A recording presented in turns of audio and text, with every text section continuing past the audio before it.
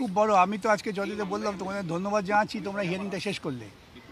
এটা একটা খুব ইতিবাচক ব্যাপার যে মামলার হিয়ারিং শেষ হলো এবং কপিল সিবাল সময় নিয়েছিলেন, তা তিনি নতুন এমন কিছু বলার সুযোগ পেলেন না বা বলার কিছু ছিলও না। তারপর আমাদের শুনলেন, শুনে হিয়ারিং শেষ করে দিলেন। এখন অপেক্ষা করতে হবে জাজমেন্টের জন্য। জাজমেন্ট কখন দেবেন এটা বিচারপতিদের নিজস্ব ব্যাপার, এ নিয়ে আমাদের কোনো বলার কিছু নেই। যেটা কপিল সিবাল যখন বলছেন কি একটা রাজ্য কি রেটে দিয়ে দেবে, এগুলো তো আমি বললাম, নিয়ম দিয়ে আমি তো বললাম, সব রাজ্যকে নোটিশ দিই। আমি বললাম তো এইগুলো হচ্ছে ওয়ার্থলেস আর্গুমেন্ট। আমি ওয়ার্থলেস শব্দটা ব্যবহার করিনি, কিন্তু বলেছি ছত্তিশগড়ের উদাহরণ দিচ্ছিলেন। Baseless argument. আমার স্টেটে দিয়ে আমি পাবো, সেখানে ছত্তিশগড় কী পাবে তা নিয়ে আমার মাথা ব্যথা কী। আসলে ওর লক্ষ্য ছিল যে অন্যান্য স্টেটের সঙ্গে গুলিয়ে দিলে পরে তাদের সকলকে পার্টি করো, এই প্রত্যেকটা স্টেটকে পার্টি করলে ডিএ মামলা শুনানি হতে হতে আমার মৃত্যু হয়ে যেত।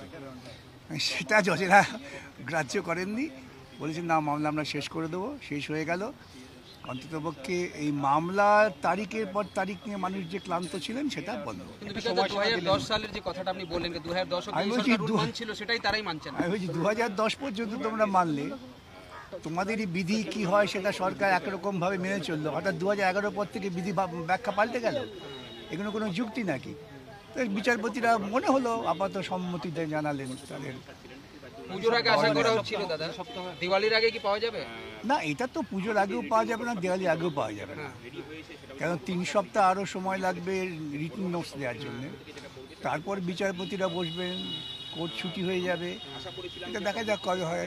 এবছরে পেলেই খুশি হব আমি। দাদা, আজকে আরো একটা বড় খবর হয়েছে সর্বোচ্চ আদালতের এসআইআর নিয়ে। 12তম ডকুমেন্টস হিসাবে আধার কার্ডকে অ্যাকসেপ্ট করতে বলেছে সর্বোচ্চ আদালত। বিচারপতি সূর্যকান্ত বেঞ্চ সিআইকে নির্দেশ দিয়ে দিয়েছে যে 12 ডকুমেন্ট হিসেবে আধারকে আপনারা ইনক্লুড করুন। এটা তো সুপ্রিম কোর্টকে বলতে হলো, এটাই তো বিস্ময়কর।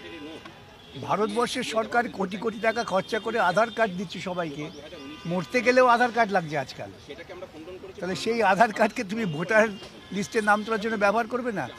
উদ্দেশ্যটা কি? উদ্দেশ্যটা হচ্ছে অধিকাংশ গরিব মানুষকে ভোটার লিস্ট থেকে বাদ দিয়ে দাও।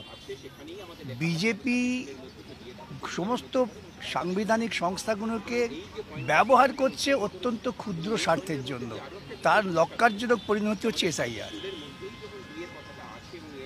এবং দুর্ভাগ্য, আবারও বলছি, সুপ্রিম কোর্টকে বলতে হলেও তুমি আধার কার্ড নাও, যেটা কেন্দ্রীয় সরকারের বলা উচিত ছিল যে আমরা এত পয়সা খরচা আধার কার্ড তাহলে কেন করছি।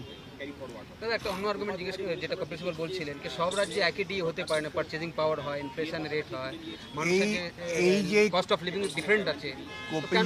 কপিল সিবাল যে আর্গুমেন্টটা করলেন, সেই আর্গুমেন্টটা হচ্ছে ডুবন্ত মানুষের খড়কুটো ধরে বাঁচার প্রচেষ্টা। প্রত্যেকটা রাজ্য তার নিজস্ব বৈশিষ্ট্য আছে, নিজস্ব নিয়ম আছে। সব রাজ্য তো এক নিয়মে চলে না।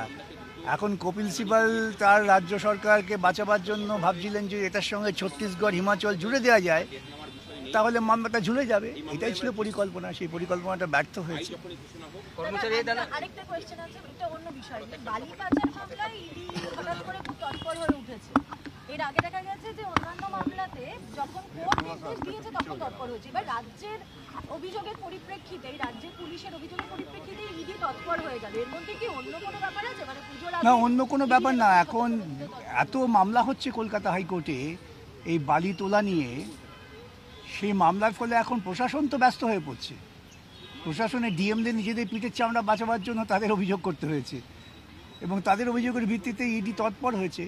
প্রশাসনের সবাই তো আর দিদিমণিকে সন্তুষ্ট করে চলতে পারছে না, কারণ তাদেরও তো একটা প্রশাসনিক সম্মান আছে।